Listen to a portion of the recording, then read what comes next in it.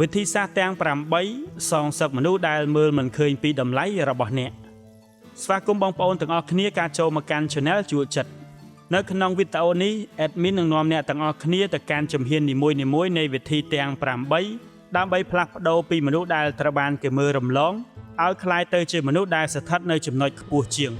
មិនមែនដោយការសងសឹកគ្មានហេតុផលទេប៉ុន្តែដោយការដាក់ដៃធ្វើពិតប្រាកដវាស័ក្តិសមសម្រាប់អ្នកដែលធុញទ្រាន់នឹងពាក្យសម្ដីទទេហត់នឿយនឹងការដែលត្រូវដើរស្រាយបំភ្លឺខ្លួនឯងនិងត្រៀមខ្លួនរួចជាស្រេចដើម្បីបញ្ចប់វដ្តដែលធ្វើបាបចិត្តខ្លួនឯងដដែល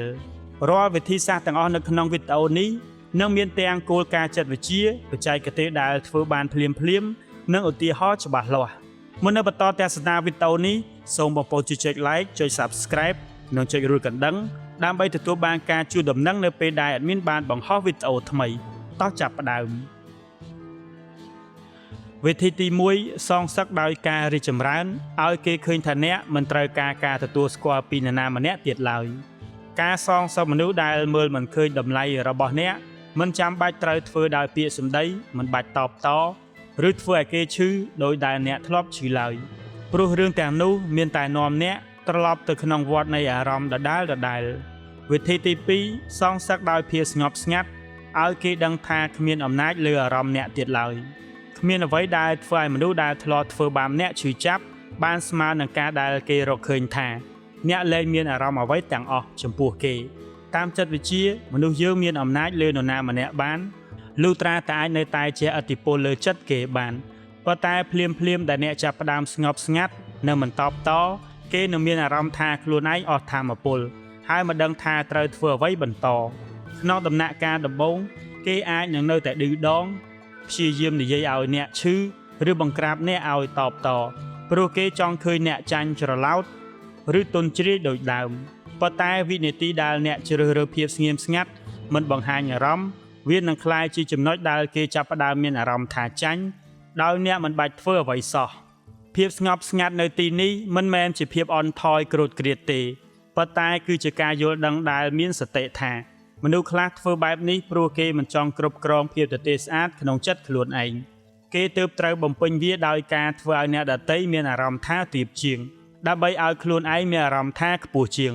ការស្ងប់ស្ងាត់របស់អ្នកនឹងក្លាយជាកញ្ចក់ឆ្លុះបញ្ចាំងឲ្យគេឃើញពីភាពមិនច្បាស់លាស់ក្នុងចិត្តរបស់គេផ្ទាល់វិធីទី3សងសឹកដោយការបាត់ខ្លួនឲ្យគេដឹងថាអ្នកមិនមែនជារបស់ស្លាប់របស់ដែលនៅទីនោះជានិច្ចដែលនរណាចង់ប្រើពេលណាក៏បាននោះការបាត់ខ្លួនមិនមែនជាការរត់គេចទេប៉ុន្តែគឺជាការជ្រើសរើសការពារធម៌ពលជីវិតរបស់ខ្លួនឯងការសងសឹកដែលខ្លាំងក្លាបំផុតជួនកាលមិនមែនមកពីការនិយាយឡើយប៉ុន្តែវាគឺជាការដកខ្លួនចេញដោយសតិវិធីនៅពេលដែលម្ខាងទៀតមិនទាន់ដឹងខ្លួនអ្នកគ្រាន់តែបាត់ខ្លួនដោយស្ងាត់មិនបាច់ប្រកាសមិនបាច់បញ្យលហើយទុកឲ្យភាពទទេស្អាតបន្ទាប់ពីនោះនិយាយជំនួសអ្នកទាំងអស់តាមចិត្តវិទ្យាការបាត់ខ្លួនគឺជាការកាត់ធម៌ពលអារម្មណ៍ដែលម្ខាងទៀតធ្លាប់គ្រប់គ្រងអ្នកនៅពេលដែលអ្នកបាត់ខ្លួនទៅអភិវឌ្ឍខ្លួនឯងដោយស្ងាត់ហើយថ្ងៃមួយគេឃើញអ្នកក្លាយជាមនុស្សថ្មីដែលរឹងមាំនិងជោគជ័យដោយគ្មានគេនោះហើយគឺជាចម្លើយដែលឈឺចាប់បំផុតសម្រាប់មនុស្សដែលធ្លាប់មើលងាយអ្នកវិធីទី4សងសឹកដោយការមានសុភមង្គលក្នុងបែបដែលគ្មានអំណាចបំផ្លាញទៀតបានឡើយគ្មានអ្វីធ្វើឲ្យមនុស្សដែលធ្លាប់មើលងាយអ្នកមានអារម្មណ៍ថាបរាជ័យខ្លាំងស្មើនឹងការឃើញថាអ្នករស់នៅបានសុខសាន្តដោយគ្មានគេឡើយមនុស្សដែលមិនឃើញតម្លៃរបស់អ្នកមិនបានចង់ឲ្យអ្នកបរាជ័យព្រោះតែស្អប់អ្នកតែម្យ៉ាងទេប៉ុន្តែជ្រៅទៅគេចង់ឲ្យអ្នកស្ថិតនៅក្នុងចំណុចដែលត្រូវមករកគេត្រូវលួងលោមគេឬត្រូវព្យាយាមបង្ហាញប្រាប់គេប៉ុន្តែនៅពេលដែលអ្នកញញឹមបានដោយមិនបាច់មានហេតុផលមកពីគេវាគឺជាការរំដោះខ្លួនដ៏ស្រស់ស្អាតបំផុតសុភមង្គលពិតប្រាកដគឺការដែលអ្នកមិនមានអារម្មណ៍ថាត្រូវរត់គេចពីអតីតកាលទៀតឡើយវិធីទី5សងសឹកដោយការអភិវឌ្ឍខ្លួនរហូតក្លាយជាមនុស្សដែលគ្មានថ្ងៃចូលទៅក្បែរបានទៀតឡើយគ្មានអ្វីដែលធ្វើឲ្យគេឈឺស្មើនឹងការឃើញអ្នកក្លាយជាមនុស្សដែលគេ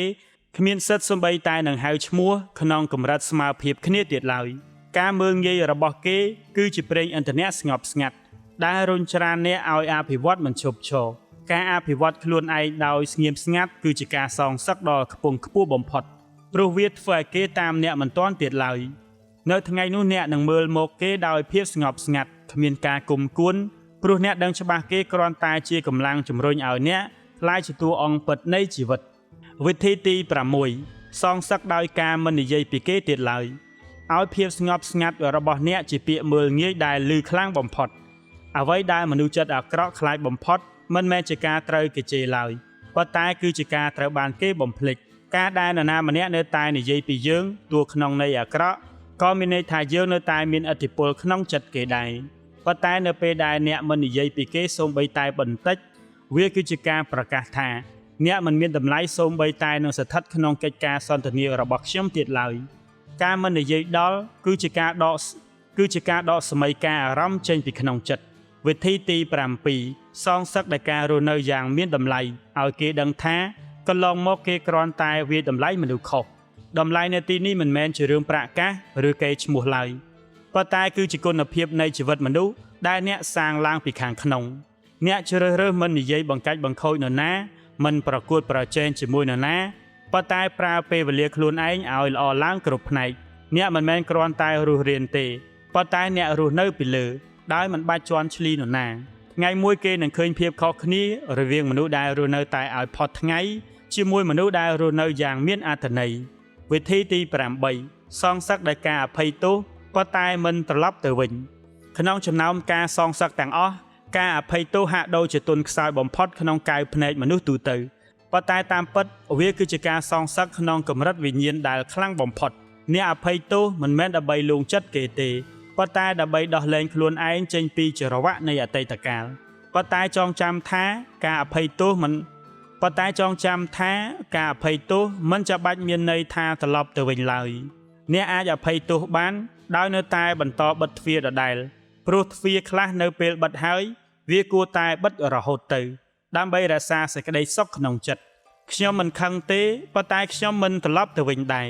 គឺជាពាក្យដែលមុតស្រួចបំផុតអ្វីដែលខ្ញុំចង់ផ្ញើទុកនៅចុងបញ្ចប់នៃវីដេអូនេះអ្នកមិនចាំបាច់ធ្វើឲ្យគ្រប់គ្នាមើលឃើញតម្លៃរបស់អ្នកឡើយព្រោះមនុស្សដែលមើលមិនឃើញតម្លៃទោះអ្នកឈរនៅចំពោះមុខគេដោយបេះដូងដែលស្រស់ស្អាតបំផុតក៏នៅតែមើលមិនចេញដែរចូលយកឈ្នះដោយភាពជោគជ័យភាពស្ងប់ស្ងាត់និងសុភមង្គលដែលគេមិនអាចមានបាន